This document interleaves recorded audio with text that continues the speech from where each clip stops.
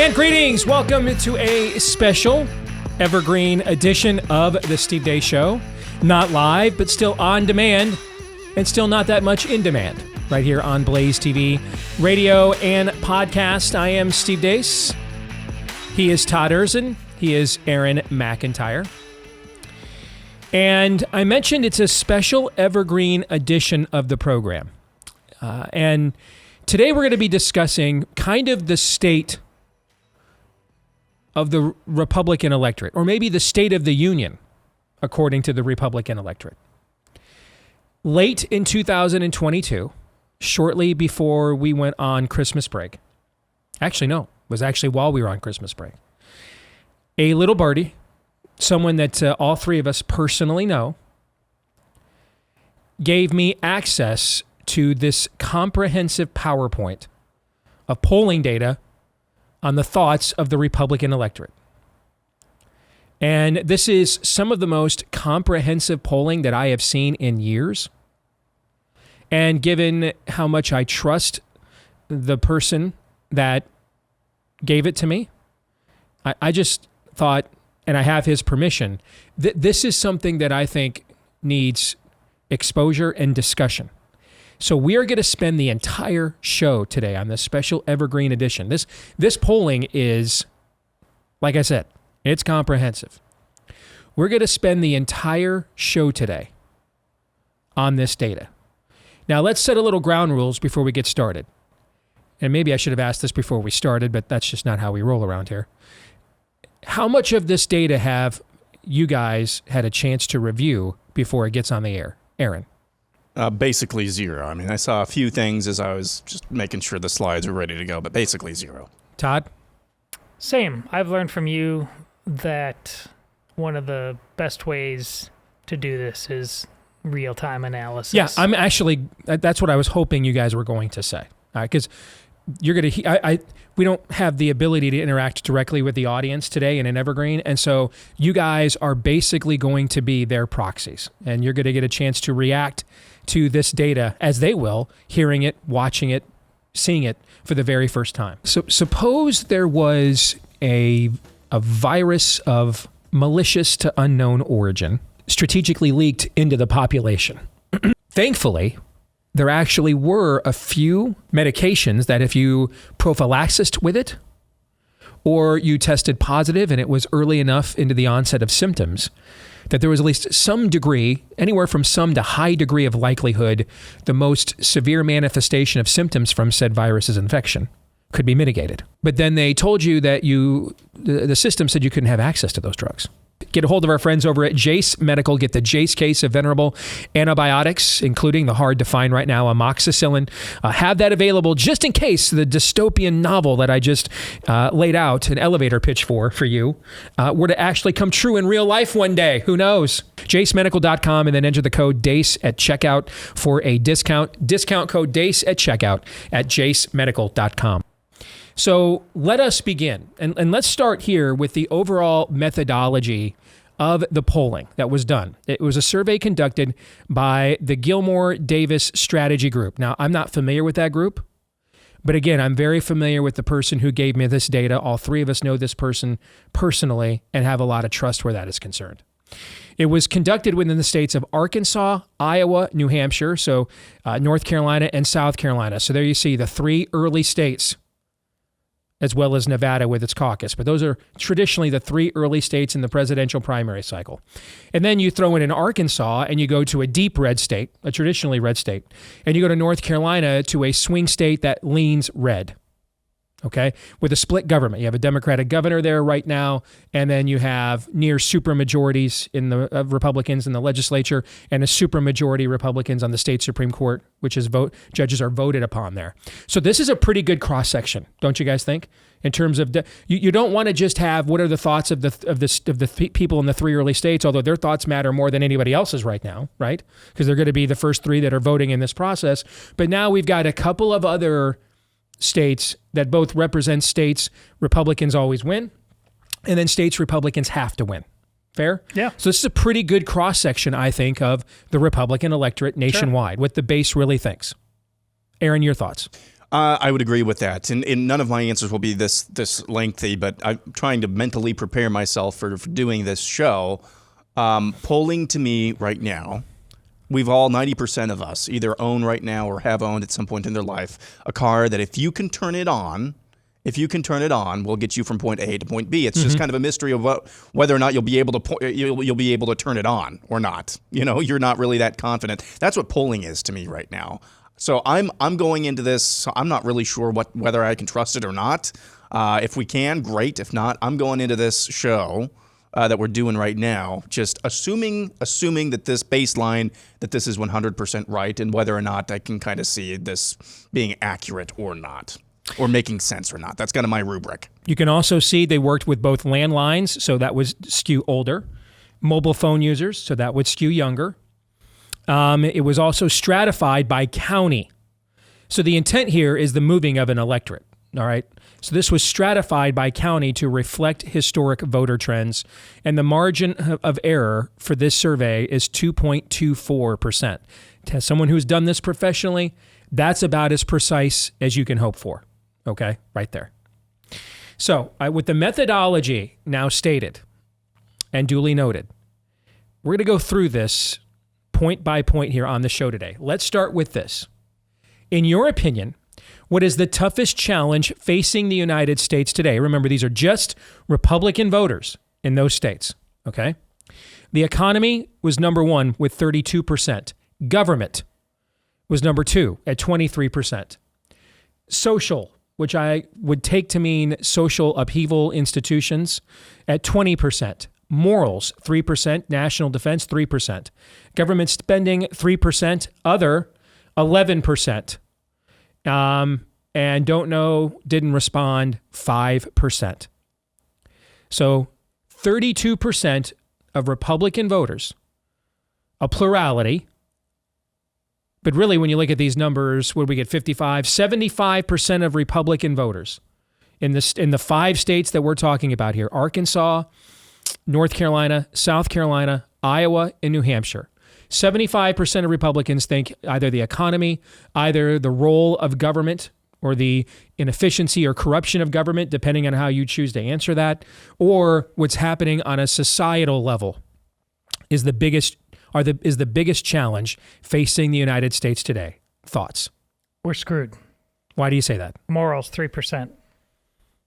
Absolutely screwed. That's a people who just simply do not understand what time it is. None of which is to say that when they said the other things aren't a problem, they're wrong. They are. But you have no hope of ultimately righting those ships if you get that number wrong at 3%. It's just, that's disconcerting. Aaron, okay, I'll come back to you in a minute. Aaron, let me go to you first. So that was my immediate reaction. And I think it probably overall, Todd's take is correct. There is one thing I would like to know the order or how they were asked this question, because I think that matters. Because somebody is asked first, is it economy, government, or social? Well, it's, social kind of feels like morally, that That's type of thing. what I was about to say. Do you think that there's a lot of people that are lumping those things together? I surely hope so. Otherwise, this makes sense to me. I'm not surprised the economy is number one. Yeah. I mean, that's going to be true in any poll of anybody you ever take. That's actually a pretty low number overall. And I see where you're coming from because morals are separated. But I could also see people that may have answered those other two, societal, social unrest, government corruption, the growth of government targeting of the citizens. I mean, I could see people that are concerned about morals, but those are the two things that are the biggest, worst manifestation of that to them, and so they selected those things as instead. I agree, but again, long term, taking a sample that is entirely different and one we pass on to our kids, you can't keep getting wooed by symptoms. You ultimately have to understand causes. That is true. Yeah. That's a good point. That's an excellent point. All right, number 2. In your opinion, what is the toughest challenge facing the Republican Party today? Answers here all over the place. All right. 11% unity, 8% Donald Trump, 8% Democrats, 7% candidates, 5% getting elected, 4% weakness, 41% said other. So there's a pretty overwhelming plurality there that gave the other for an answer. 16% said they either don't know or did not respond. Aaron, you go first this time. So if you put a gun to my head and said, you need to tell me what the other is, I would guess it would be something like leadership, an all-encompassing term. Mm-hmm. What it should be is us. That's the biggest problem, is us. We keep voting for these whores, but I don't think that's what people would put down. Otherwise, I mean, that is... We're told by the leadership types, the establishment types, we need unity, and yet these early state voters, at least most of them, are saying, no, unity is not really registering. Mm-hmm. Donald Trump's not really registering. Mm-hmm. The Democrats aren't really registering. Candidate quality, I guess that's what it is. Get elected, that's not even registering. Something else is up there. So I would like to know... what the other is. I think everybody would, obviously. But if I had to take a stab at it, it'd be something like the establishment or leadership. What else could it possibly be, Todd, do you think? Like, I don't know what else it could be that would generate that kind of an overwhelming response and rejection of the paradigm of the rest of the questions. In other words, if the other was at 21%, and some of these other numbers were higher, I'd be inclined to think that there could be several different things in that other. But there's a glaring exception here in the question of in quantifying the specifics of this question, and it is the actual people leading the Republican Party. So that has to be what the other is. That's what I wanted to be clear. When you say leadership, you're not talking about just a generalized quality. You're talking about specific people, the Mitch McConnells of the world, etc. Rana. Yeah, I mean, what was the Trafalgar poll last week? It was Harmeet Dillon 86, Romney, McDaniel 14. Okay, you guys don't listen to us. You don't care about us. You guys screw us. You do whatever you want to do. You're costing us elections. You're sabotaging us. That kind of stuff. It's got to be that to produce this level of other response. Because tell me what else the other is. Yeah, I don't know, but again, do most Republicans think ditch is the problem? Yes. Do you really think so? Absolutely. Where things break down is what is the solution to that problem. That's where things break down. But Mitch McConnell is the most unpopular public figure in America today. Across the board. So I absolutely believe that. Okay. I absolutely believe that an overwhelming... Now... Where things break down is, so what are we going to do about it? What is the solution to this? Okay? And kind of the solution is, well, just not take part in primaries, not care, and just, vote for the yellow dog Republican in the general and do this over and over again. Great strategy. It breaks down when we get to what's the solution to this. But in terms of the angst, and you can see it in the overall tenor of this question when it comes to conservative media. I mean, it's pretty much open. 10 years ago, Eric Erickson was getting banned from Fox News because Mitch McConnell called Roger Ailes and said, hey, I don't like the fact that he is supporting my primary opponent and he's too mean to me. All right? Stop and think about the fact, Eric, you're killing me by going to a vegetable stand. Erickson was once the bridge too far. Okay, when it came to base angst, all right, and the mainstream of the Republican Party, but no one currently not on Mitch McConnell's payroll does any feting or honoring of him publicly in conservative media at all. It's open season on these people, and I think it's largely a reflection, with one exception, Trump, obviously, but with the exception of Trump, it's comprehensively open season on these people everywhere you go. So I think I don't think there's any possibility that the answer is anything other than the other is our leadership. The leadership of this party sucks. I hope you're right. You've convinced me. I've moved in your direction. Okay. All right. See, we're doing an ad hoc. We're doing a live real time focus group right here. If Democrats weren't there at 8, I might be prone to say that, but they are. Yes. They're right there. Exactly. Yep. See, that's why you have to ask yourself, what could we come up with that would be a specific item that isn't listed there? And the answer is, I can't come up with anything. So then by process of elimination here, we've got deductive reasoning. It has to, this has to be the overall disdain for Republican leadership that exists within the Republican Party. All right. Next question. Now I'm going to read to you some issues facing our country. Please tell me which type of issues concern you the most. Now, Todd, here we go. Moral issues, 17%. That was number one. In terms of specificity. Securing the border, 15%. Rising inflation, 10%. National security, 8%. Dysfunction of government, 6%. Jobs in the economy, 6%. Other 12%. All of the above, people seeing it as a comprehensive worldview that we are up against, basically, 24%. None, 1%. Don't know, didn't respond, 1%. Now, this one has to be more up your alleyway. This one is your love language. Is closer to your love language is the overall results here. Both the amount of people who see this as an overall agenda that we're up against in the all category, and then the amount of people that when asked to specify which one concerns them the most, morals was number one. Well, listen, again, not because, and I know we've talked about using this as a pejorative, but this isn't even necessarily because we're Puritans.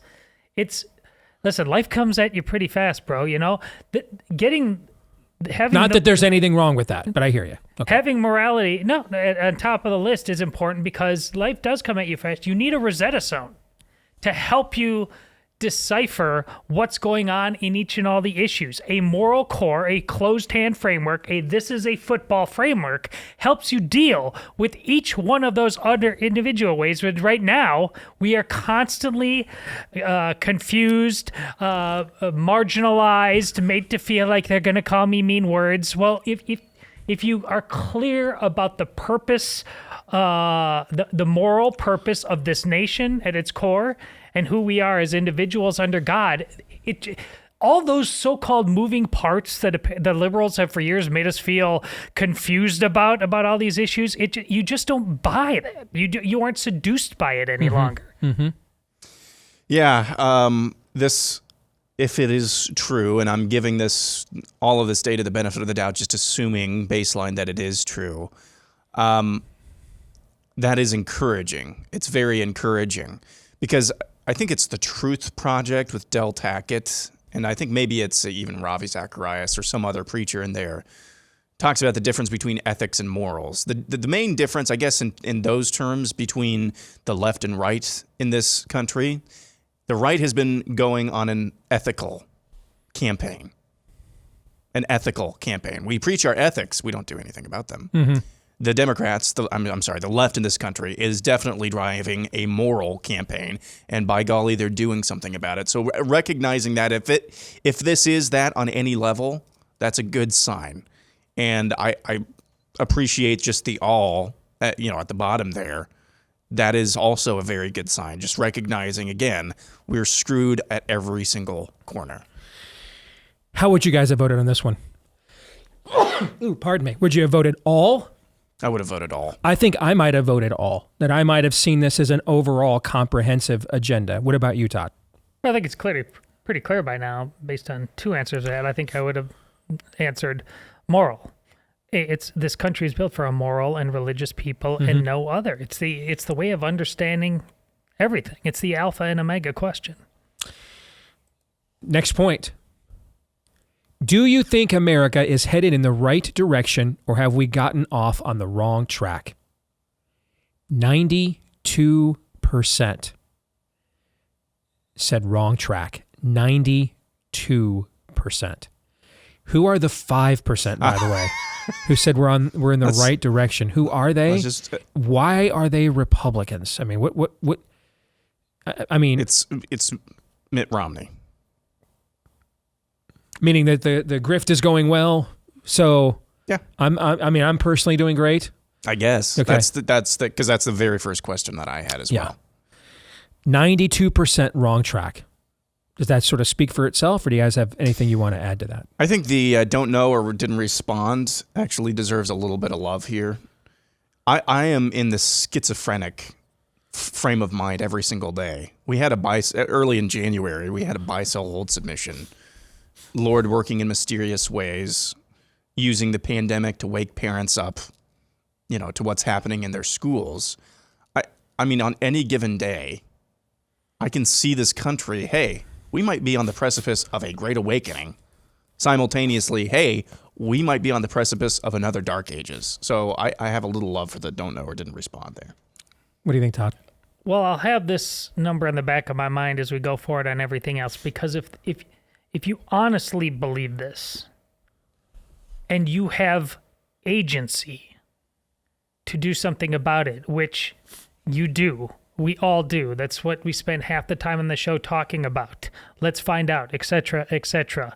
I hope the answers we have going forward on possible solutions are willing to break some Overton windows. Because if there aren't, you can say this all you want. This should be 92% should not be business as usual in any way, shape, or form. Our friends over at Preborn want to thank you for your kindness and generosity that has helped them save a lot of babies over the years. This year, they've got a goal with our Blaze audience to save 70,000 babies from the abortion mill. For example, they ran into a woman named Victoria. Her name means victorious, and that's exactly what happened here with her story. She was anxious when she found out she was pregnant. An internet search led her to a preborn network clinic where she would decide the future of her baby. And after seeing her baby on ultrasound, an inexplicable bond was formed with her child, so strong that she could not put it into words. She also felt loved by her counselor, who assured her it was going to be okay. And thanks to Preborn, your generous donations, Victoria courageously chose life and is now eagerly awaiting her baby boy. Donations of any size go towards saving babies, caring from others. All donations are tax deductible. Just dial pound 250 and say the keyword baby, or go to preborn.com/Steve. Your love has the power to save a life. When I have spoken in the last couple of years about my concerns that we are being demonically prompted into a civil war, and that I fear there's no course of action short of revival that will avoid that zero-sum game. And I've talked about there's only so long you can push people to an existential brink with no agency, using your term that you mentioned a minute ago. There's only so long that you can push people to an existential brink of no agency, where eventually the offer of you'll get nothing and like it then becomes, and we'll take everything away from you you could imagine, and then we'll do worse to your children. You put them in a place where if there is no peaceable means by which they can oppose you, or at the very least have a voice be heard, you've left them with no alternative, because they literally don't have anything to lose. You've confiscated enough of their property. You've confiscated enough of their bodily autonomy. You have damaged or confiscated their children.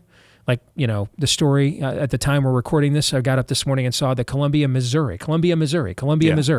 Remember when I was with the Cruz campaign? Remember what state I told you was there were only 2 states left that either had a majority of the population that still went to church or close to it. Utah was one, and obviously that's the LDS influence, and Missouri was the other one. Columbia, Missouri took kids to a drag show without informing the parents or getting their consent. Yeah. What previous generations of American parents would have done to that school, this is my point, I can't say on the air, because we'll all get banned and demonetized and fired. But you know the answer to that. Yes. We all know what previous generations would have done. And that's why, by the way, that's why such a thing would not have been done. Right. Pain. Because it would have been understood that, we like breathing. Let's not do that one. We like breathing, and we like walking, and we like being able to chew our food before we consume it. So let's not do that to the kids. That's why these things would have never been done in any other generation. Mm-hmm. There is only so long that you can do this to people, particularly when they own about 300 million guns. When they don't eventually say, all right then, like Thanos, I guess I'll put on the gauntlet, do it myself. Of course, the men of this country currently are thinking about taking you up on your bet. It may be a small number, okay? It may be a small number. But if you do the math, there aren't a lot of countries in the world that have standing armies of more than 100,000. I think there's at least 100,000 people that own weapons in this country that would get to that point. I think even in this diminished capacity, the answer is yes. And you know how might be in this audience. Yeah, you know how you know the answer is yes? That they haven't come to your home to try to take your weapons yet because they think you'll fire back. That's how you know the answer is not. That's how you know the answer is yes, because they haven't tried to take them yet. They're only going to try to take them from you when they know you're willing to give them over, because they don't like getting shot either. Why do I bring this up in the context of this question? 3 questions ago, we ended up surmising that the number one challenge facing the Republican Party in the other category was what? Leadership? Lack of leadership, which means a lack of what? Use your word again. A lack of what? Agency. I'm not represented. My voice isn't counted. It isn't heard. I mean, if my party wins elections, if they're, first of all, they often don't win elections, I think, because they steal elections. And then if we're allowed to win, it doesn't matter because the person I voted for will just disenfranchise me when they get into office anyway. So I have no agency. Now combine that with the answers to this question. 92% think the country is on the wrong track. How long is that sustainable? I'm going to tell you right now. We're finding out. Yeah, any history book will tell you, not into perpetuity. Now, in this era, we have a level of comfort that it might be sustainable longer than others. But into perpetuity, is that sustainable? No. No, it's not. Because you're living in an era where Tony Dungy can't be allowed to live. We're living in an era where a poll came out recently that showed 72% of Democrats believe that men can become women. 72%. And that number would have been half of that just 2 years ago. And the Tony Dungy thing is so important. Because how long have you and I, Steve, it's your tone. Yes. Just who's kinder and gentler than he is? Yeah. Answers nobody, actually. Nobody. So this is not a long-term sustainable model. No matter how many nights you can still Netflix and chill, no matter how many trips on family vacations you can take, there is a moment where this house of cards, this dynamic collapses. And I fear that if we don't provide these people the agency and representation they deserve, I'm not to patronize them, not to simmer them down. They're angry because they deserve this. They're not the bad guys. The people denying it of them are. I want to make that patently clear here, all right? All right? I'm not saying, hey, don't wear that out at the bar if you don't want to get assaulted. No, I'm not saying you're the ones asking for it. You're the victim. You should have been getting this agency all along. You deserve it. And if they don't get what they deserve here in some relatively recent period of time, is that 6 months? Is that 10 years? I don't know the answer to that. I just know that this is not a long-term sustainable formula for a cohesive society. I know, because I've read a history book once. That won't work. And that's where we are. And this poll quantifies exactly what I mean by making this point. Agreed. Something has to change. Yes. These people need representation to at least feel as if there are places where they could move or live, like other than Florida, where the governor, whether he becomes president or not, will soon be term limited. Right? Did you see 65,000 people moved from New York to Florida in the last 2 years? 65,000. What do we have? Like a half dozen cities in Iowa with that many people? This is not, we can't, this isn't sustainable. They need real political representation. If they don't get it, none of us wants to know what happens next. I promise you we don't. More on this polling when we return.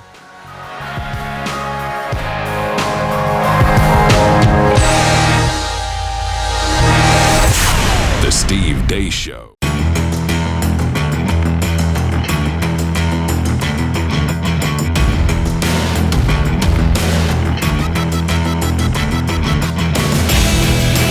Back here on the Steve Deace Show special Evergreen edition, we are looking at some polling.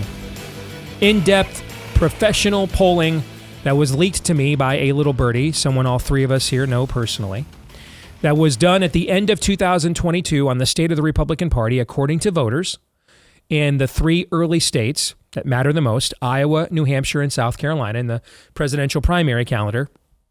And then also a couple of other states that kind of represent the Republican Party as a whole. Arkansas, a deeply embedded red, loyally Republican state, is kind of the proxy for those kinds of states. North Carolina, the swing state that tilts red, that Republicans have to win a national election, which represents that category. So this is a pretty good cross-section of opinion here of the majority of the base of the Republican Party. Americans have had it and are desperately seeking a parallel economy and alternative options to woke corporatism. Really, that's fascism. Unfortunately, not too many options exist, which is why when they do, and it's with a product we all need in modern times, take full advantage of it via our friends over at Patriot Mobile. They can offer you dependable nationwide coverage on all three major networks, so you get the best possible service in your area, and you can make that switch from one network to another when you're a member anytime you need to for free. And you can make the switch right now and get a free activation when you do, and you go to patriotmobile.com/Steve and use the promo code Steve to make that happen. patriotmobile.com/Steve, promo code Steve, or you can use promo code Steve at 878-PATRIOT. That's 878-PATRIOT. So this is a pretty good cross-section of opinion here of the majority of the base of the Republican Party. All right, let's go to the next question. Do you think the Republican Party is headed in the right direction, or have we gotten off on the wrong track? 50% said wrong track. 35% said right direction. 15% said don't know, didn't respond. Aaron, I'll let you tackle this one first. I honestly think right track and wrong direction should be flipped, because the question is right direction, not right place. Now, we're still miles away from being, I'm not even a Republican, but the Republican Party is miles, because of everything we just talked about before the break, it's miles away from being in the right place.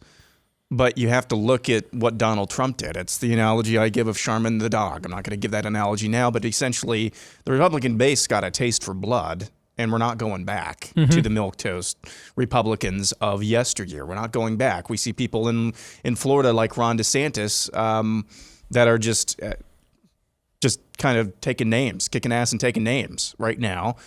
We also just had, in January of this year, this House Speaker fight. Those are things, now the bar is very, very, very low for the Republican Party, but those are things that you wouldn't have conceived even 5, You're 6, going 7, 8 what I was years going ago. to bring up. Yeah. Go ahead, Todd. Well, the right direction number should be much, much, much lower.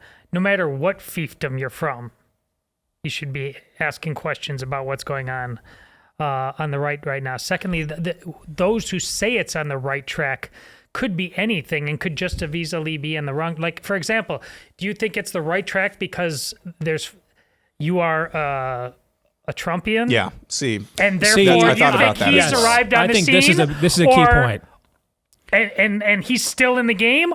But Or you're a that DeSantis stan and you think that about him. But that group I'm thinking of could also be in the wrong track because he lost and he's not ascendant anymore. I don't know where those people are. This doesn't tell me that much. I completely agree with both of your analyses. I mean, I could make a case that the Republican Party, from my perspective, has never been in a better position in my career than it is right now. I mean, we are sitting here right now heading into a presidential primary cycle where we both agree not only are the only two candidates that we think have a chance to win, but should win, are the only two that have shown any disruptive tendency of the system at all.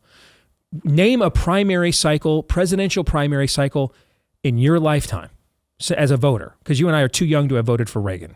So name a presidential primary cycle in you and I's voting lifetimes where that was the case, where we knew going in the hack the establishment wants or the cadre of hacks they want has no chance to be the party nominee. We couldn't name one. That's never happened before. There's more anger at the establishment than there's ever been before. There are so many people in conservative media saying the stuff that 10 years ago I got labeled a malcontent and blacklisted for saying. Now, I would still vote wrong track because of the leadership question. Because biblically, I believe in the concept biblically of headship, and the head of this thing is a rotten corpse. Okay? But could I make a case that the Republican Party is better now than it was when my career started in some respects? I absolutely could. No, this goes back to your other question, though. People are saying this and thinking this for a couple reasons. A, they've realized what you just said. They have no agency, and this party sucks, and they're saying things out loud that they held under their breath before. And secondly, think about how much you are allowed to have hope in this day and age on a federal level simply because of the mere existence of one guy named Ron DeSantis. If he did not exist in this context, and look what happened to you regarding when Kerry Lake lost, it's the same thing. Yeah, I agree. If he did not exist, I mean, you're making the case why I would still vote wrong track. I'm just trying to figure out why these numbers are closer than I would have guessed. And I think it's because some people are saying, hey, the rabble-rousers are actually winning. We're actually getting a say again. My God, this party is still just full of slappies. No. Is it that, or is it I have been in a desert drowning of thirst, and suddenly someone handed me a singular glass of water, and it tastes like Bonner Private Wines? Is it? You can't have at least a little sympathy for that? No. I have sympathy. I think this party is still full of a bunch of people who it's GOP right or wrong till I die. Shocking. Okay. That would be so shocking. Next question. Do you believe our Republican nominee for president needs to be more conservative, less conservative, or about the same as former President Trump? 57% said about the same. 25% said more conservative. 12% said less conservative. 7% said don't know, didn't respond. Now, let me go first on this one if you don't mind. Let's define, what do you think we even know what more or less conservative means? I mean, let me use my own evolution in response to current circumstances as an example. When I got into this business, I would have never, ever envisioned I would take positions like use government to punish private industry. Because I would not have foreseen that they would be so weaponized politically against what I believe in. That there was no other vehicle by which we could hold them accountable other than that. Mm-hmm. Okay? That's not a traditional conservative perspective. It is not a traditional conservative perspective to say, whatever are the dominionist dreams of Vladimir Putin, as vile as he is, not my problem, when the alternative is to go ahead and weaponize the dominionist dreams of Davos and George Soros in order to be a buffer against that. Which is why you see so many boomer conservatives line up with stop Russia, it's 1987, it's never not been 1988. You know what I'm saying? Mm-hmm. In the last few years, before we react to this, I think we all have to look at ourselves, I'm starting with me here, and recognize that circumstances have moved to a point that some of the traditional, not principles, but mechanisms and applications through which we have engaged or seen the world just aren't relevant right now, given the scale of threat that we face. So I'm not sure how I would answer this question. And I might even answer it, you know what, hey, looking at Trump's pro-life record, looking at his foreign policy record as president, I'd like someone a little bit less rainbow flag wavy, obviously, but I don't know that it's an audit. I think we'd have to quantify here first and foremost. What do we mean by more or less conservative, given what those terms mean at the current moment or don't? That's my 2 cents. Your thoughts? Yeah, I don't know. This is, Donald Trump. Not his inauguration. It was at the convention, his convention speech after winning the nomination back in 2016, talking about how we're not the bigots we once were against the gays. Yeah. But then he appointed the justices that overturned Roe v. Wade and moved the embassy to Jerusalem. I don't know what people are drawing off of. So I kind of just discount the 57% here. I look at the more or less conservative and more conservative doubles of the people who actually have an opinion. That's what we're talking about here. Because the about the same thing is meh. I guess about the same as him. The people who actually have an opinion twice more think that they should be more conservative. That's a good point too. The next president should be more conservative than less conservative. So that's the part that I kind of honed in on. What do you think, Todd? All your excellent analysis notwithstanding, it's a trick question. The answer should be 100% more conservative. Donald Trump is not conservative at all. He does conservative things on accident when it benefits him. And we realized early on that we would try to push him in that direction as much as possible. He's not conservative. He's not. Most people who say they're conservative are just doing it to sing the song that must be sung. So you press the button that gets them in. It should have been 100% vis-a-vis a relationship to Donald Trump. So we had, in the 80s, we had Reagan conservatism. Early 2000s, we had compassionate conservatism. That was GW, right? Yeah. What you're talking about here is incidental conservatism. Incidental conservatism. See, I agree that he's not a conservative. I think that Donald Trump is a patriot. Yeah. And I think that his viewpoints tend to, a very as narcissistic a general, patriot. True, but I think his viewpoints tend to line up in general with what he believes are in America's best interests, and then he tends to prosecute them in a way that are in his. Yeah. Okay. Next slide. Do you feel the 2020 presidential election was stolen from former President Donald Trump? Now, keep in mind, let's reiterate, these are the 3 early primary states, Iowa, New Hampshire, South Carolina, and then the addition of 2 other states, Arkansas, which is to represent red state America outside of the early presidential process, and North Carolina, which is to represent swing state America outside of the early primary process, okay? So keep that in mind. 57% said yes. 31% said no. 12% said did not know or refused to respond. Todd, I'll let you take this one first. This is mind-blowing. I don't know that I would have expected it to be as high as 57%. If that's true, people actually believe it. It's a game changer. It should be a game changer. This is my point. Hashtag arrest Katie Hobbs. Yes, it's about agency again.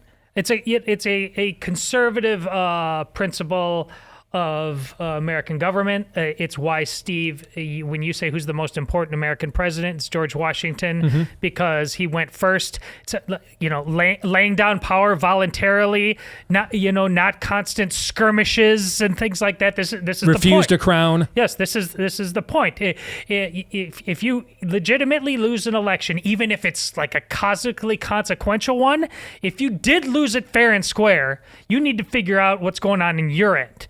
But if you believe this at this level, 57%, that this thing was stolen, you can't play the game the same way anymore.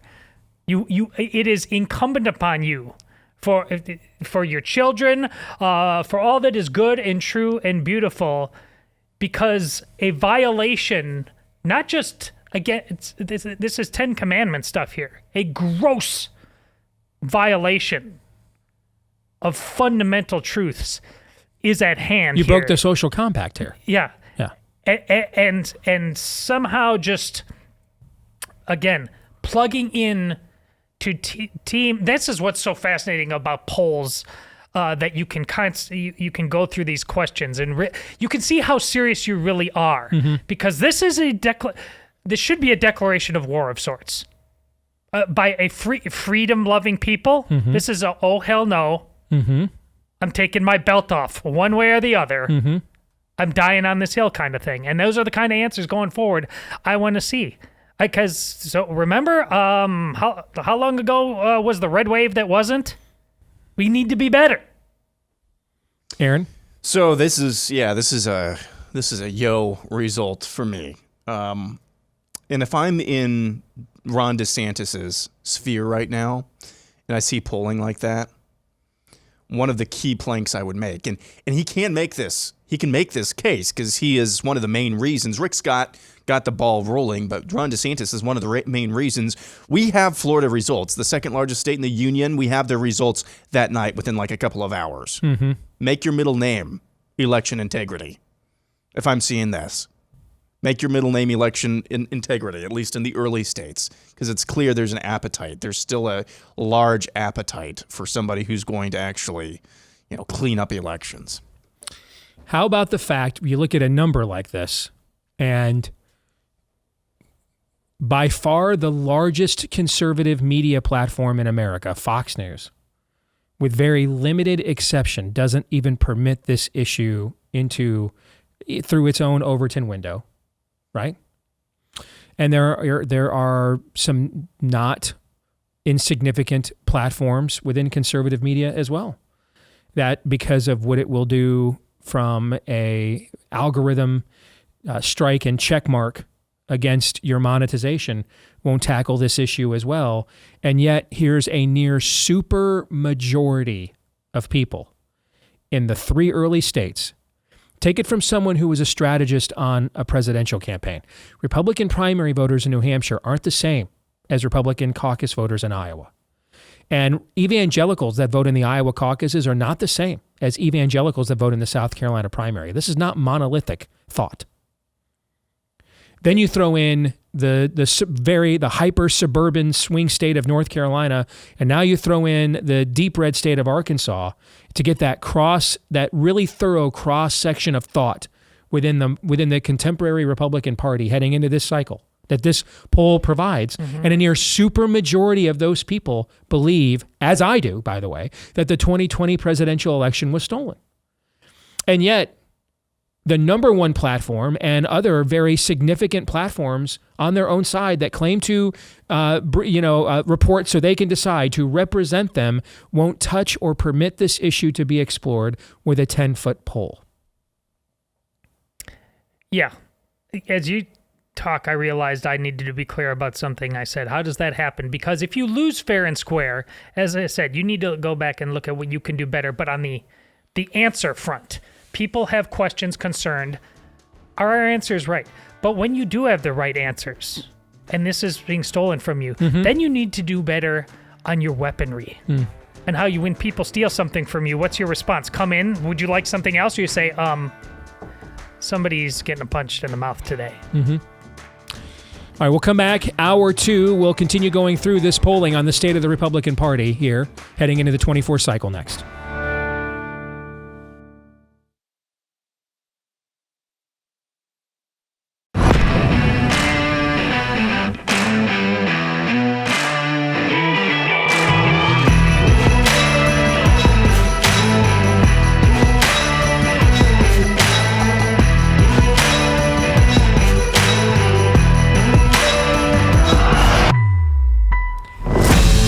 Back here on a special evergreen edition of the Steve Deace Show, hour number 2 here on Blaze TV, radio, and podcast. Don't forget to let us know what you think about what we think via the stevedeace.com inbox, which you can access by emailing the show, steve@stevedeace.com. That's DEACE. Like us on Facebook. Me, we, and Gab. You can follow me at Steve Deace Show on Twitter and Getter, TikTok, and Instagram. And you can also find me at Real Steve Deace on Truth Social as well. And the last name is DEACE. For those of you that are podcast listeners, thank you so much for being one of our many of those. And you are really a major reason why we got an opportunity to do this for another 3 years here for the Blaze. So please, if you wouldn't mind doing one more thing for us, and that is to leave us with a 5-star review, if you like it, of course.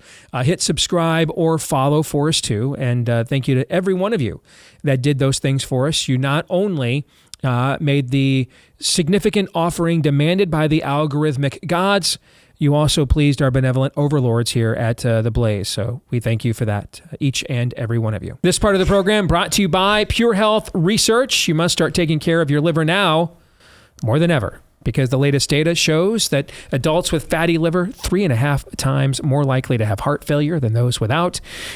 Maybe up to 100 million Americans have fatty liver which means there's a lot of people there at risk. And we throw everything in our liver, from cholesterol to alcohol, toxins, Tylenols, statins, cigarettes. That's why a lot of us have sluggish, fatty livers. They make us gain weight, lose energy.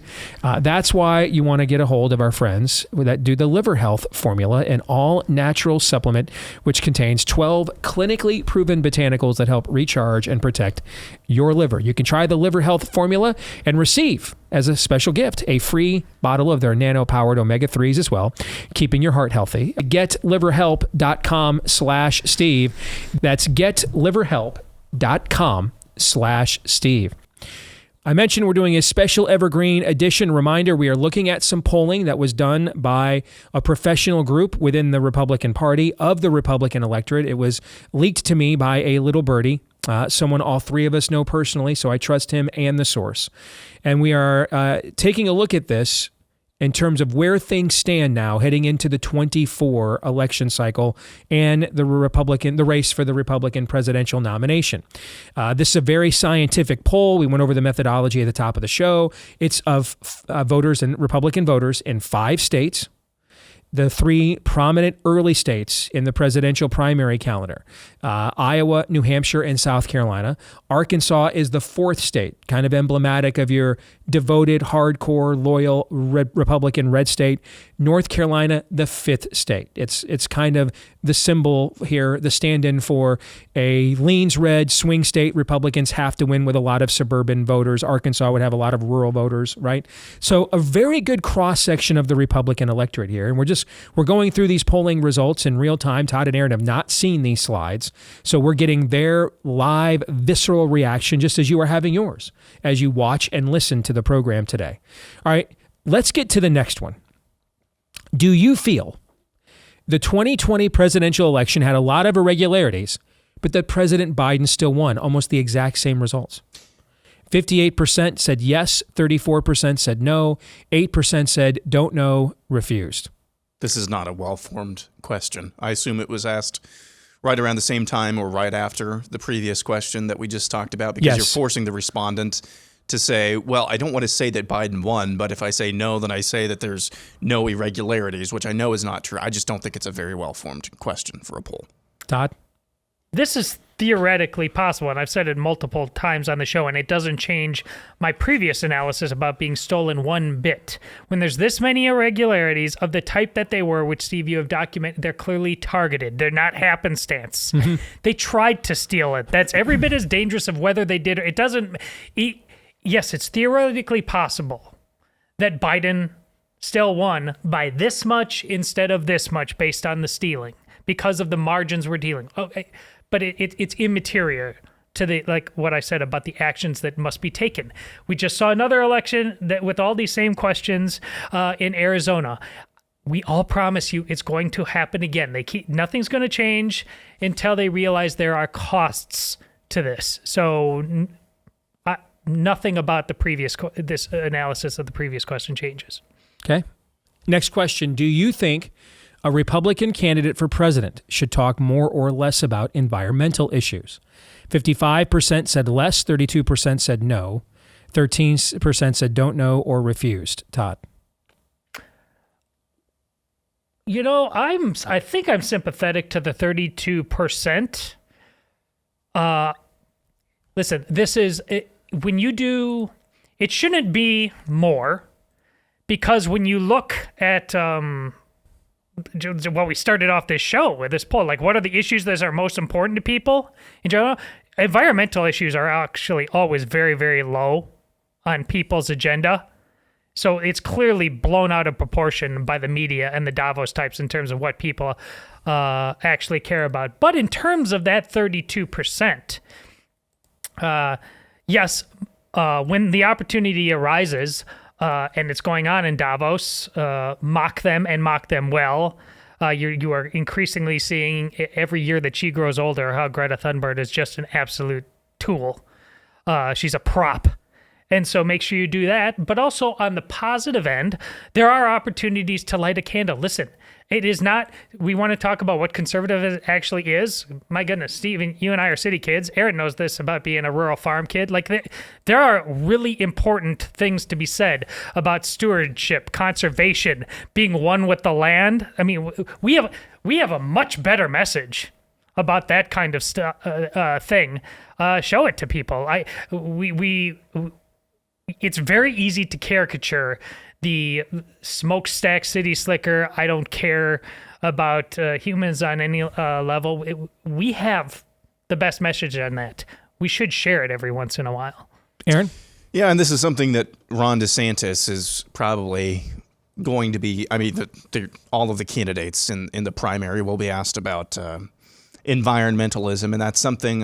At least from my view, DeSantis has done a good job, like actual environmentalism, not the green cult, Greta Thunberg. That's a good. I think he's done a good job. I can't remember what exactly the issue was early on. There was some dispute about water and between Georgia and Florida early on that he was able to kind of tackle. And it's a big deal in a state like Florida where there's a lot of people and you're surrounded by salt water and you've got a growing population. He's got a good message on that, but overall, people just going out there, candidates just going out there and volunteering to put their virtue signal on. You know, I think the results of this are what they're really saying is that just cut the virtue signaling crap, because that's what most Republicans do on quote unquote the environment. I would absolutely vote less because it's not a winnable issue. Even if you have a superior message, it's their issue. They want, even if your arguments are better, they want to discuss this more than you want to discuss the issues that frame the electorate thusly. Even though philosophically I agree with Todd, but politically I would say never to bring it up. It's their issue. They win by talking about it, even if they're wrong. Do you think the United States, next question, is doing too much to help Ukraine, doing enough to help Ukraine, or should we be more engaged and do more? 42% said doing too much.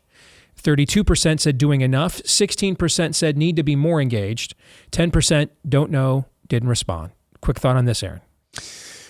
I think that's understandable. You know, if the doing enough is like, yeah, we're doing enough, that type of response, then I'm good with that. I'm not sure if that's what it totally is, because the neocons, they love them some Ukraine, and they are still around. They're still out there. They are an endangered species, but I hope the doing enough number is, we're doing enough, not the, I'm glad we're helping. And this kind of is in line with what I thought. It is encouraging overall that the majority just think this is ridiculous. We're doing way too much. Todd? Well, I was the opposite. More people are something other than we're doing too much on this thing, and that's a problem to me.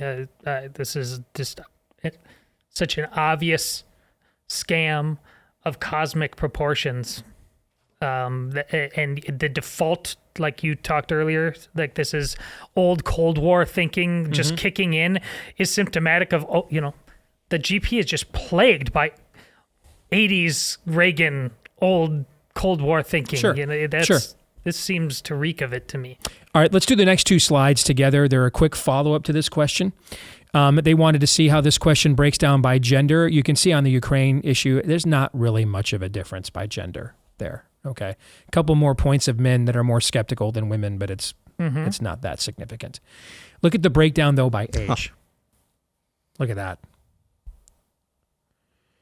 If you're 55, this goes to what I was just saying a minute ago about boomer conservatism. It's Morning in America forever. It's 1987 forever.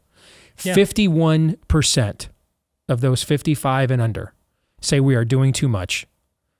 And it's pretty much split across the board for those that are in that boomer conservative age group.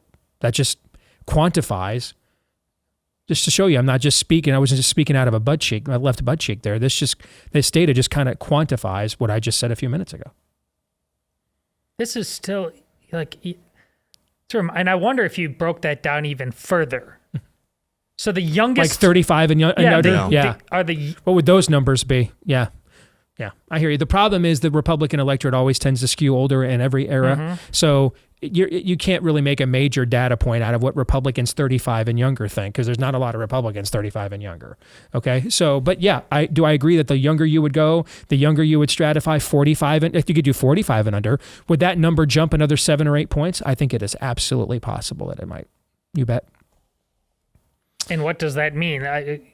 Most of them could do it simply. This is fiscally irresponsible. Others could take a broader perspective, which I think is ours. They could they take or leave Ukraine, or do they see Ukraine as the black hole of some sort that we think it is? I have no way of knowing that. All right, next question. A candidate who believes parents, not teachers or school boards, are the best ones to make decisions about their children's education. All right, so 87% say they would be much more. I'm trying to read how that works, actually. Much more or less okay, gotcha. likely to support. Yeah, much more or less likely to support. All right. Somewhat more likely, 14%. So here you can see an overwhelming support for more parental and local control when it comes to education within the Republican Party. I don't think anybody is shocked at this, right?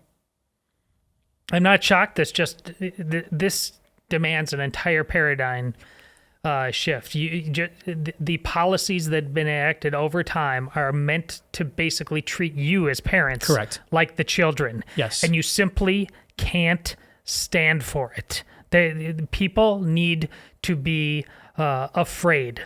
The people the school administrators and school board members need to be afraid that there will be consequences the minute they forget that they are not representatives. They are there in loco parentis. And right now they aren't afraid. They just aren't. Yep. And again, kind of repeating something I said earlier, COVID was the number one issue of our age, of our era. And in many, many, many ways, people, you look everywhere, politically, culturally, we just failed. We just completely and totally failed. We've covered that ad nauseum, and we will continue to do so, I'm sure, into perpetuity. But one thing that it did was wake people up, even those on the right, to what was really going on in the schools. I don't think you would have even seen a number like it would have been maybe 75 tops total. 5, 6, 7 years ago. I don't think you'd see numbers like this where it's almost. I mean, what's a Republican that says less likely when it comes to what does that look like again? The 5% earlier that said the country was on the right track. Mitt Romney, basically. Yeah. Next question. A candidate who believes crime in the United States is a growing problem. Murder, shootings, assaults, and theft are at an all-time high. Criminals must be prosecuted and held accountable, and our police must have the money to be properly funded. All right? There you can see 95% said they would be much more or somewhat more likely to support that candidate. Okay? Only 4% said they would be, or 6% said they would be. No, 4%, my bad. 4% said they'd be less or somewhat less likely to support that candidate. This is a 100% issue. Yeah. So you can look at it too. I keep defaulting back to, because we're going to be in primary season in about less than a year now, really. I keep defaulting. This is a 100% issue. Why would you talk about this then? Why would you spend time talking about this with Republicans? They're already in agreement with you. So it's one of these issues where it's like, we're all pro police, whatever. Let's not get into that right now. We all recognize crime needs to be punished. Let's just say that. Why would you spend time? Hey, I'm the pro police candidate. It doesn't make it. It's not going to move the needle because the people are already there. So that's kind of the observation I have. Well, it's a 100% issue, but it can quickly not become that based on propaganda from media. You have the next George Floyd. Emotions are manipulated. One thing to make sure we do going forward, no one's going to argue in this show in terms of lock them up, is listen, for taking care of traditional street crime, things like that, absolutely.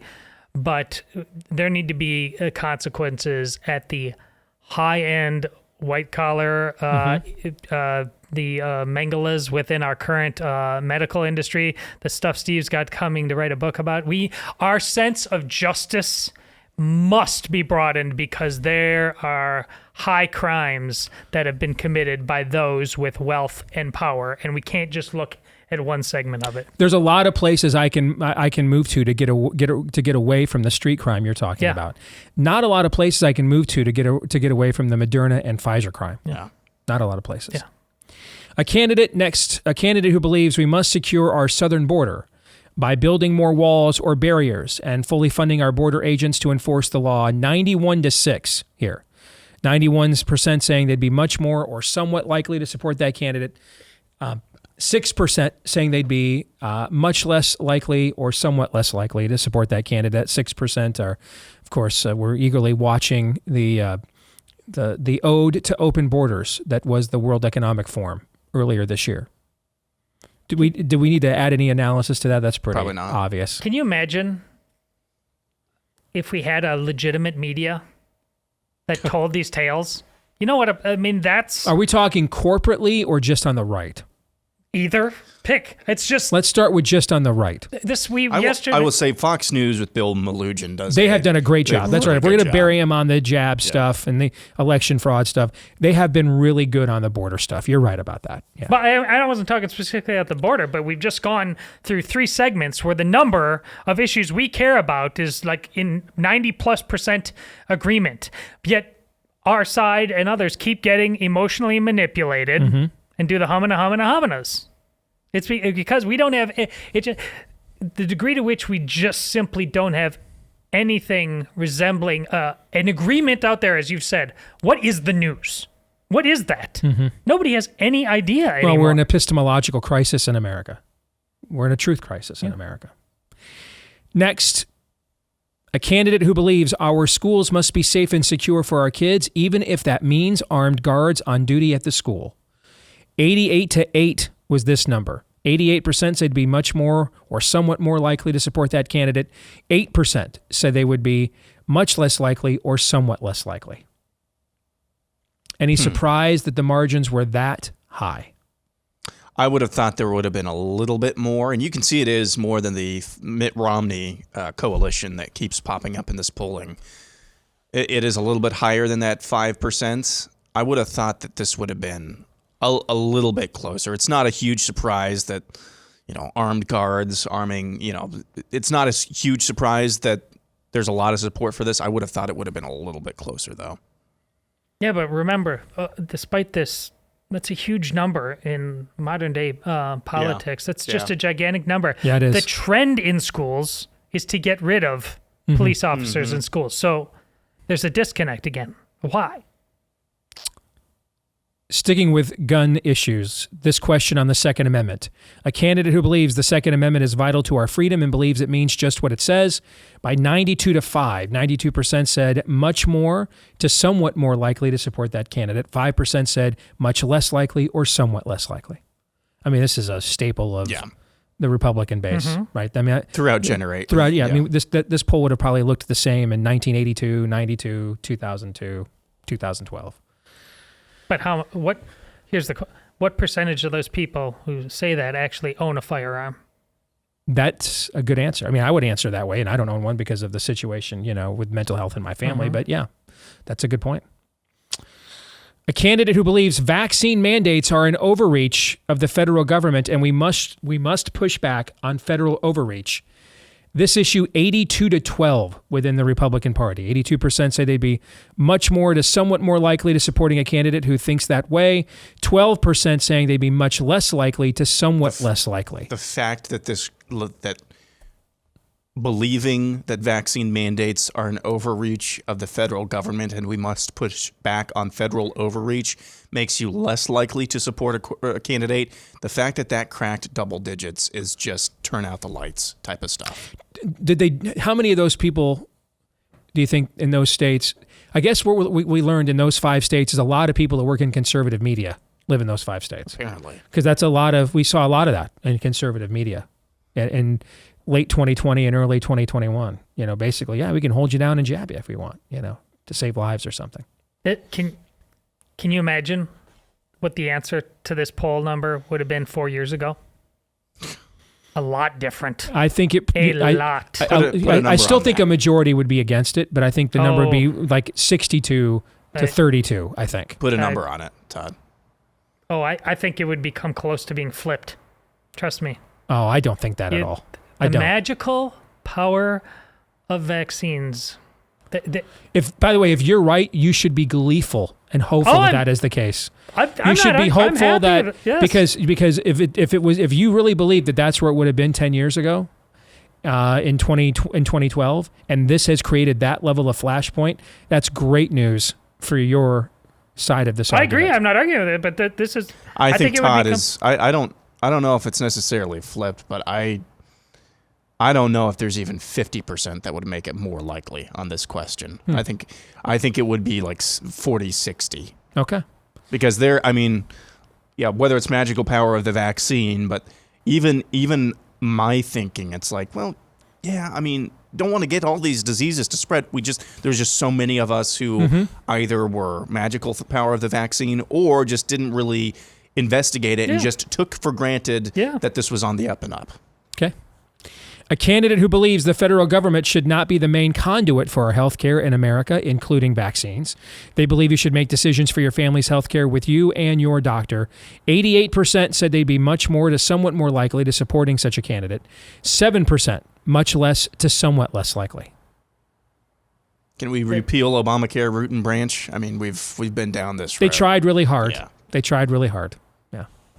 Again, I wouldn't say 4 years ago this would have been flipped, but this number has skyrocketed in the last 4 years as well. Remember, on that I agree. I agree. How many people don't have priests, but they do have doctors that they sacrifice their children to over and over and over again? Name a pagan religion that did not have healers, apothecaries, witch doctors, shaman. There isn't one. Okay. Next question. A candidate who believes free speech in America is under attack and that we need candidates to step up and defend free speech everywhere, especially on social media outlets like Facebook or Twitter. 87% said much more or somewhat more likely to support that candidate. 7% said much less to somewhat less likely. Now, this is where I would have Todd's vaccine answer. In fact, I would guess this number would be nowhere near that even 4 years ago. Private company argument. Yes. I think that this has absolutely become an inflection point to a flashpoint in just the last few years. Yeah, and people just couldn't imagine all too often that this is where we would have been. We admit on this show, the three of us, and we're a bit jaded and were before all this came along, but it was challenging to imagine how quickly we believed in the slippery slope, but how quickly we got to the bottom. Absolutely. Yep. And along those lines, that ties right into the very next question. A candidate who believes we need to push back on big tech companies that want to monitor our internet habits, including social media purchases and browsing. 85% said much more or somewhat more likely to support that candidate. 7% said much less to somewhat less likely. This, again, I think goes right along the lines of what we were just talking about, how the battle lines have been redrawn here. And I think this even goes back to the question about, does the next Republican nominee to be as conservative as Trump, much more conservative or less? That's what I was trying to get at. Some of these battle lines are redrawn on these issues because you've watched the private sector become, in many places, voluntarily hand itself over to the spirit of the age. And this is why I said at the beginning of all of this, I'm very schizophrenic when it comes to polling now, and really any issue just coming into work every single day.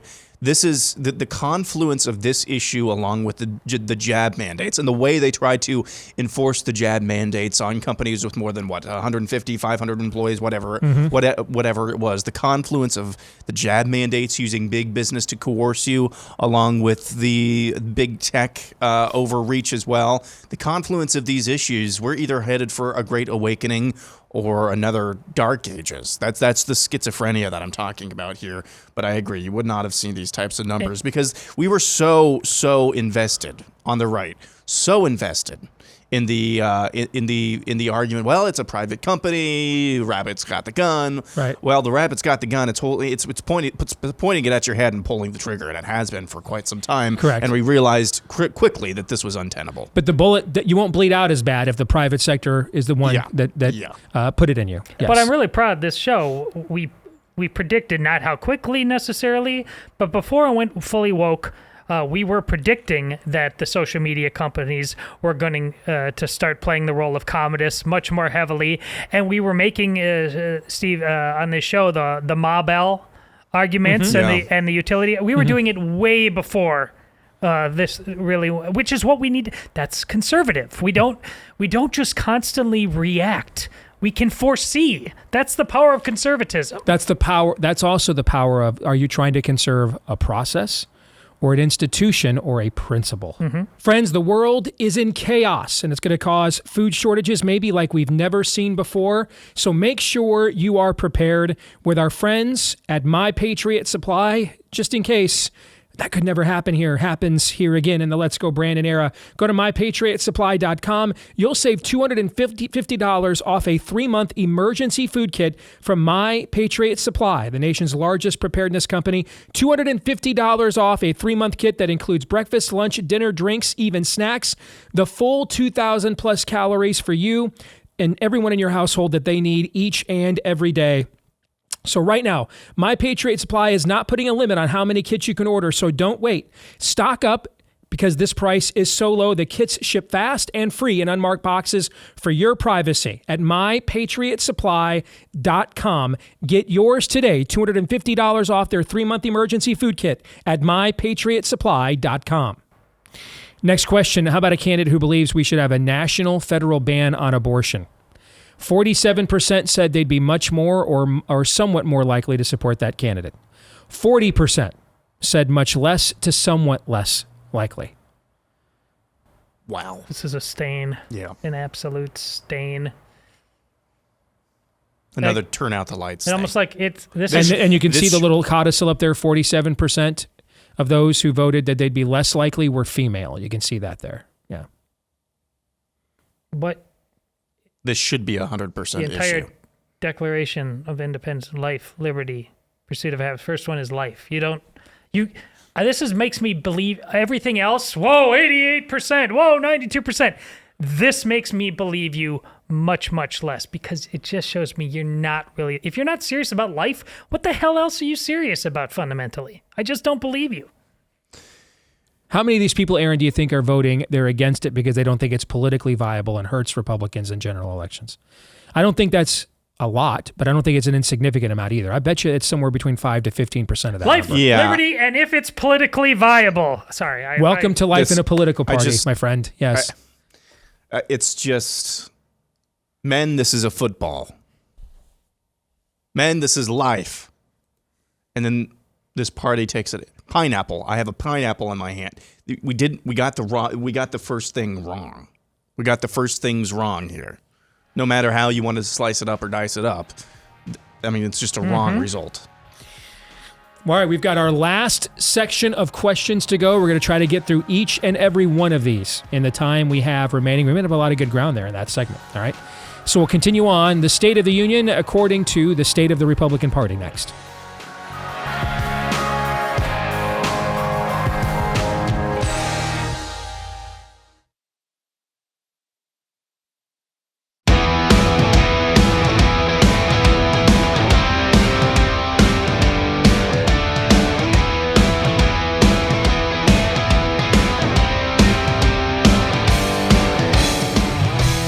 All right, let's close this out. We've got 10 questions left. I think this has been a fascinating conversation, so I hope you guys that are watching and listening at home or wherever you are right now are enjoying this. Let me tell our audience about Birch Gold. Inflation has its consequences. Government debasement schemes have their consequences. Fed interest rates, out of control government spending, long-term bonds diminishing in value. All these things have their consequences. This is one of the main reasons why gold has historically been a great hedge against these sorts of downturns, government schemes, etc. And now, therefore, would be a great time for you to diversify into gold with Birch Gold Group. They make it easy to convert an IRA or a 401k into an IRA in precious metals. Here's what you need to do to get that process started. Just text Steve to 989-898. 989-898. That's 989-898 to get a free info kit on gold. Find out why Birch Gold has an A+ rating with the Better Business Bureau, thousands of happy customers, countless 5-star reviews. Get started by texting Steve at 989-898. All right. Final 10 questions. A candidate who believes we should leave abortion legality up to the individual state. 74% said they would be much more to somewhat more likely to support that candidate. 19% said they would be much less to somewhat less likely. What we're learning here, there are a lot more pro-abort Republicans, at least in these states, than what I would have thought. You would have thought in these states, we've got a deep red state, got Iowa, which is really deep red now, South Carolina, which should be deep red. It's not really surprising in New Hampshire and North Carolina. I wonder if a lot of this is skewed by those two states. Who know? I don't know. It could be. Remember at the beginning, they stratified this at the county level. Yeah. All right. So, there's that. Regardless, these are just the wrong results. This is what we do the rest of the way. I'm going to take turns on which of these you guys. So you get the next one, Todd. Sure. Okay. This one you're going to like. A candidate who believes we should ban sexual transition surgery for minors. 84% said much more to somewhat more likely. You can look at the people that said much more was overwhelming compared to somewhat more. 10% saying much less to somewhat less likely. I do wonder now if a state like North Carolina with its research triangle comes into play with maybe how many of the counties in that 10% that voted against this might have been in that state. Just a thought. But Todd, what do you think? Looking at those numbers. These are what's likely Republican voters? Is this actual? These are actual Republicans. I'm appalled. It's not 100%. That is not 100. Gotcha. Good grief. Okay. A candidate who believes we should leave decisions of a child's sexual orientation and potential surgery or hormone treatment up to parents and doctors. Now, this one is appalling. Yes. Okay. What the hell? 68% literal said hell. much more to somewhat more. Almost 1 out of 4 Republicans. Okay. Almost 1 out of 4 Republicans were said this would be less likely to them. And there you can see on the more likely, okay, that this is now where the generational breakdown works against us to some degree. All right, you can see boomer conservatives are like at 71, they were higher than the overall average, and the younger generations were a little bit below that. So this one, the boomers win. This is what I mean, and I should have fleshed this out. Ethics versus morals. Ethics are your stated beliefs. Morals are what you actually do. Mm-hmm. The left preaches morals.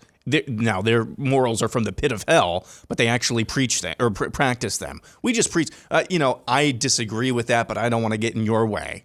That's what we do, and that's borne out in this type of result. A candidate who believes we should ban sexual transition surgery that is permanent for minors but leave hormonal treatments up to parents and doctors. 62% said more to somewhat more likely. 26% said much less to somewhat less likely, Todd. I have millstones for sale. Just godless. A candidate who believes TikTok is a security risk to our nation and we should ban this social media platform as long as it is owned by the Chinese. Look at this. More people in the Republican Party are concerned about TikTok than the island of Dr. Moreau and meatball surgery on kids. That's several points, as a matter of fact there, Aaron. When you look at those numbers, 76 to 11. What do you think? God have mercy. I'm at a loss for words. I mean, you say we can't share a country with leftists who believe you can't share a political party with 11% who say or with 76 with people who are more concerned about TikTok than transition. Mm-hmm. what in the literal hell is this? Why are you here? Why are you here? Why are you in this party? I don't. Why? I couldn't answer that question anymore. That's why I haven't been in it for like 8 years. Yeah.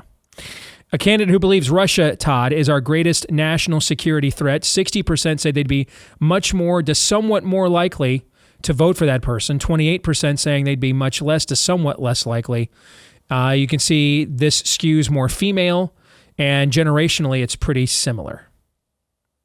I in no way think Russia is our greatest security threat. I didn't believe that before the war in Ukraine. I don't believe that now. I believe the United States is its own greatest security threat. Well, you know me, I'm no Putin fan, but he didn't try to poison me for the last 2.5 years. Yeah. A candidate, Aaron, who believes China is our greatest national security threat.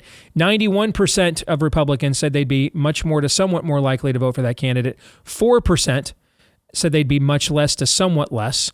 Male, female, generationally, this one is pretty in lockstep across the board there. Not a huge surprise. I mean, Donald Trump kind of popularized China, and then we got the Wu flu from China. So this is not I think this is maybe the Donald Trump effect, if anything else, but it's not a huge surprise. Well, that number should be higher than Russia, so yeah, I'll take the win. Yeah, okay. Here we go. Final three. Which one of the following sources do you most trust to get local news? Local news. 44% said TV. Remember local news. Local. There's not a lot of great local, blogs and podcasts around the country, but I'm feeling you, Todd. 10% said blogs and websites. 10% said the newspaper. 9% said radio. 3% said social media. And you can see overwhelmingly Republicans get local news from Facebook compared to Twitter. 3% word of mouth. 7% all of the above. 8% none of the above. 4% said other. I don't know what the other is. Carrier pigeon, ham radio. I don't know what the other is there. But whose turn is it? Is it yours, Todd, I think? Journalism is magical and not at all broken. Local news is in shambles for several reasons.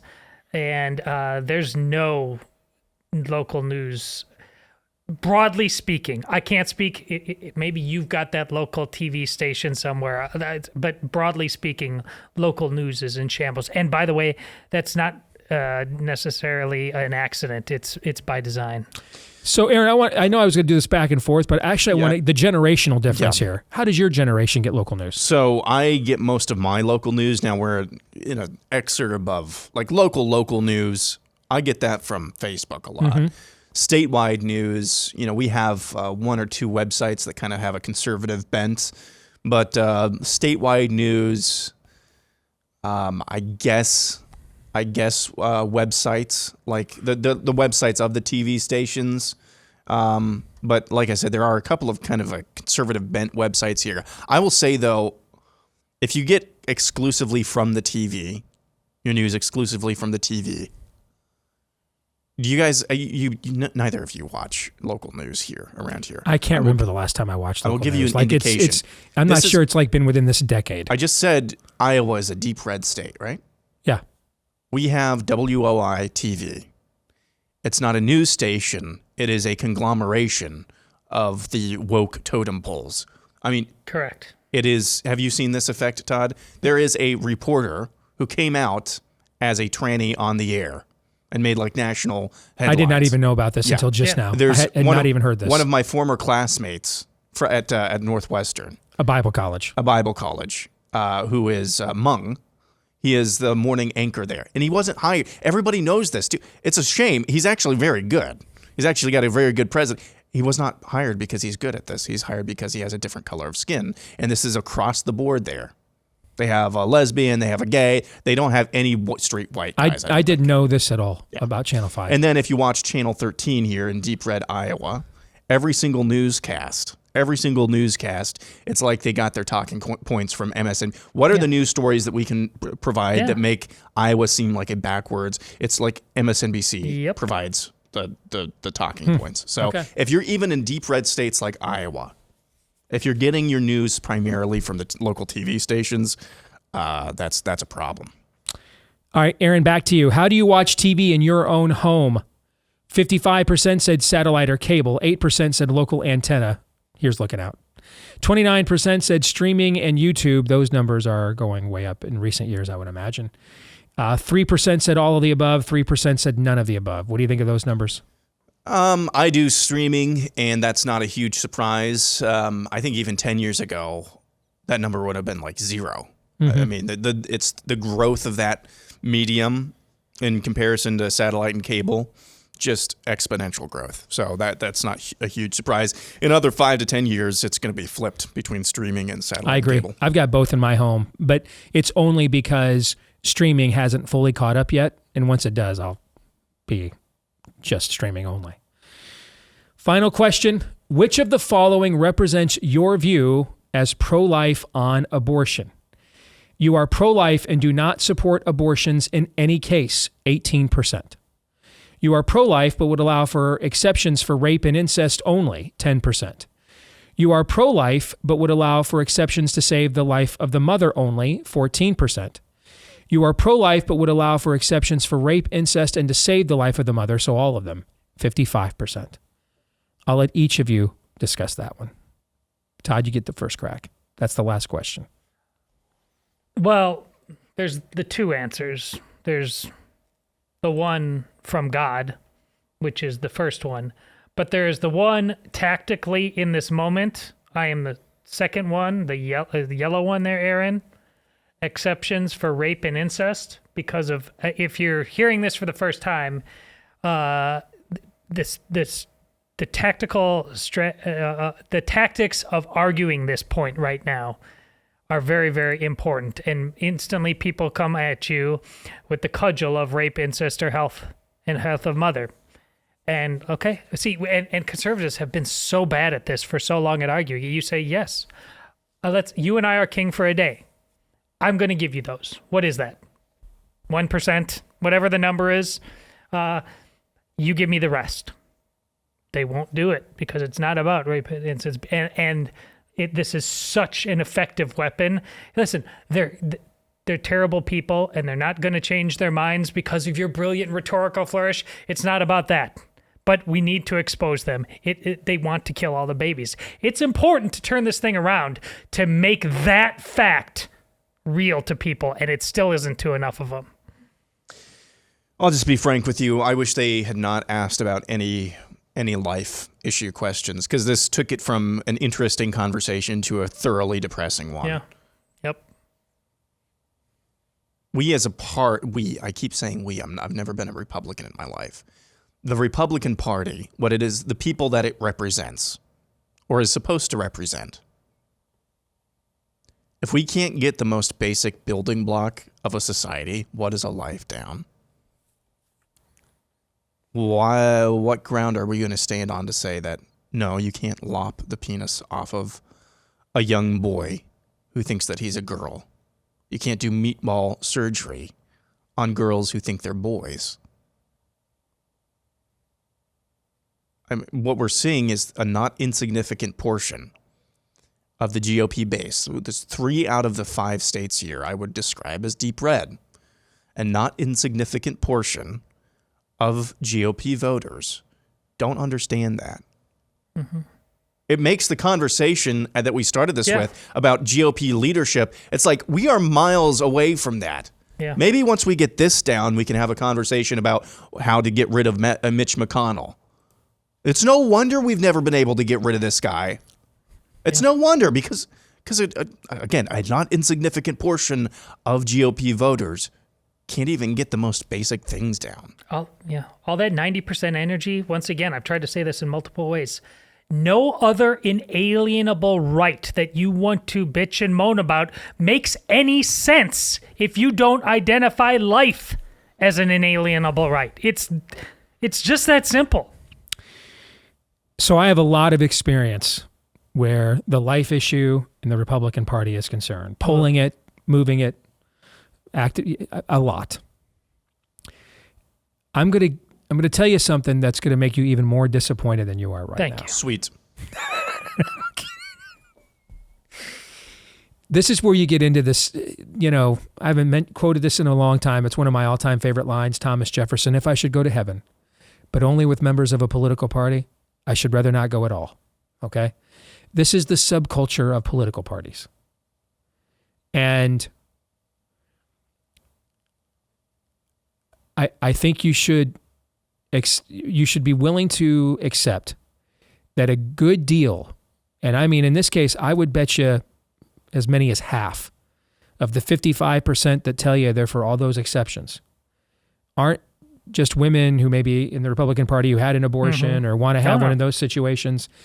It is, I think, fully being what I believe will not let me win elections. I think you need to consider that is a not insignificant to maybe even sizable chunk of that 55%. What a freaking joke. We deserve everything that's coming. This is idolatry when we take on an identity. Okay. And if I view, goes to what I said a little while ago. Are we conserving principles or processes and institutions, relationships? What is it we're actually conserving here? Right? And if I am convinced I have no other means by which to engage the system affirmatively than through the Republican Party as a vehicle, then I am going to absolutely curtail my principles to that end, because that is my conviction that Republicans have to win. And I think a good deal of those people that have taken that position, and I think that's also the same thing on the meatball surgery. I mean, can we really win elections if we ban this stuff outright? Well, can we actually win? I think that's the subculture of behavior that exists, the ecosystem, the habitat of a political party. It's why Democrats who would never get meatball surgery for their kids aren't speaking out about it and are now they're going to be cognitively for it because they see other Democrats are for it too. That's what political parties do. They rot, hollow out your brain eventually. Very few people can handle being in the world and not of it. That's a very narrow road. Most of us decide to conform to one side of the road or the other. John 3:17.